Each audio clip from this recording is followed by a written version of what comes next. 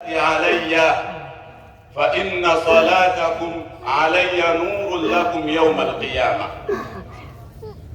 pambeni vikazi vyenu kwa kunitakia rehma mimi, kwani kunitakia rehma mimi ni nuru kwenu siku ya Kiyama. Huyu ndiye Mtume Muhammad, wala yatimu dhalika illa bisalati ala nabii sallallahu alayhi wasallam. Niseme nini nikaje? Mtume sallallahu alayhi wasallam anasema, inna Allaha la ya'jabu min ash-shab alladhi laysat lahu sabwa,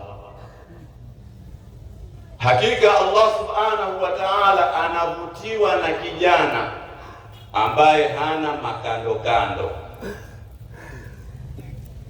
Hakika Allah subhanahu wa ta'ala anavutiwa na kijana ambaye hana makando kando, hana maasi.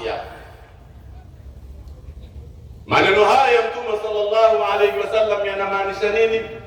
Yanamaanisha vijana tujitahidi kuachana na nini?